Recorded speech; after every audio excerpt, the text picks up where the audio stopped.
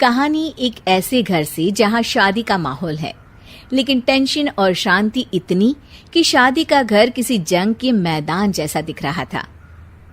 अरे जैसा मर्जी डेकोरेशन कर दो, पैसों की चिंता मत करो। इतना पैसा जब लड़के वालों को दे दिया तो फूल वालों को देने में मुझे क्या दिक्कत है? अरे धीरे बोलो ना, साफ लग रहा है कि फ्रस्ट्रेटेड हो। अरे तुम तो चुप ही रहो। एक बेटी संभाल नहीं पाई।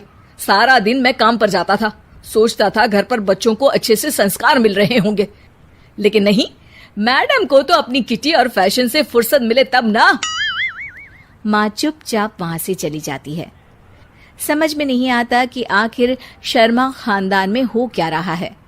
कल तक चिड़िया सी फुदकने वाली शीना की शादी यूं अचानक एक मोटे काले लड़के से क्यों हो रही है? शीना कमरे में हाथ में गुड़िया लिए बोलती है, मेरे साथ जो हो रहा है ठीक हो रहा है। तुम तो सब जानती हो, साहिल मेरे लिए भगवान है। अब जब वो ही नहीं मिला तो फिर कोई भी हो, जिंदगी ही तो जीनी है, जी लेंगे। बाहर शीना की बुआ किसी से बात करती है।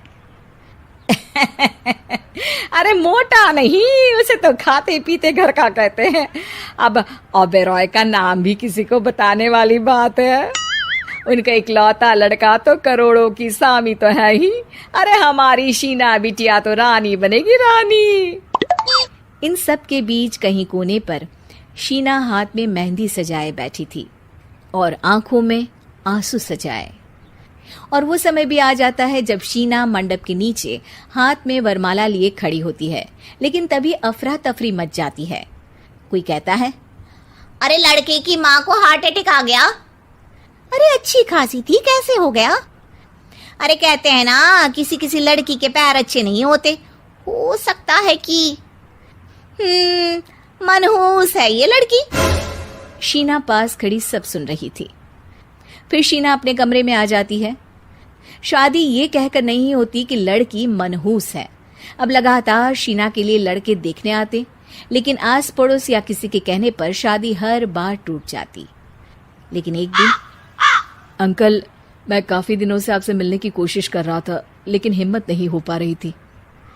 अरे बेटा, हिम्मत तो हमारी टूटी पड़ी है। वैसे कौन हो तुम? मेरा नाम साहिल है अंकल। मैं शीना से प्यार करता हूँ और उसी से शादी करना चाहता हूँ। अरे अब तो किस जात के हो ये भी मायने नहीं रखता। बेटा, मेरी बेटी मनहूस है। ये सब कहते हैं कि इसीलिए उसकी शादी नहीं हो पा रही।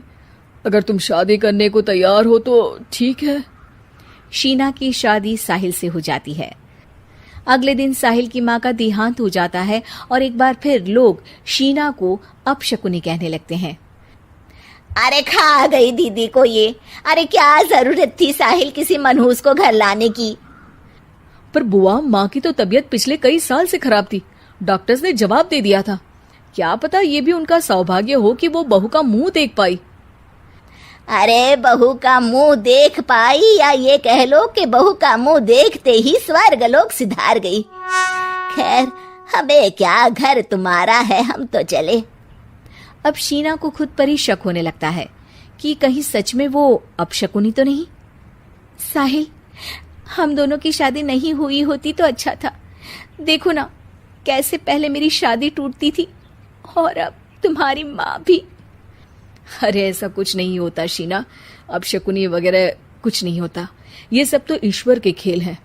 वो शादी तुम्हारी इसलिए टूट गई क्योंकि तुमको मेरी पत्नी बनाना था, और माँ का जाना तो तय था। वो काफी बुजुर्ग थी, साथ ही एक ऐसी बीमारी से जूझ रही थी जिसमें डॉक्टर्स भी उन्हें नहीं बचा पाते। शीना साहिल की बात सुनकर तसल्ली कर लेती है और वहां से चली जाती है। अगले दिन, शीना, अरे ओ शीना। क्या हुआ? उफ, कहीं फिर मेरी वजह से कोई नुकसान? अरे नहीं नहीं शीना, तुम जानती हो, जिस प्रॉपर्टी के केस को हम बरसों से लड़ रहे थे उस पर फैसला आ गया, वो भी हमारे हक में। अब हम करोड़पति हो गए शीना। शीना शांत रहती है। अरे क्या हुआ? करोड़ पत्नी बनकर तुमको खुशी नहीं हुई? शीना की आंखों में पानी आ जाता है। चलिए जी, कुछ तो अच्छा हुआ मेरी जिंदगी में आकर आपके साथ।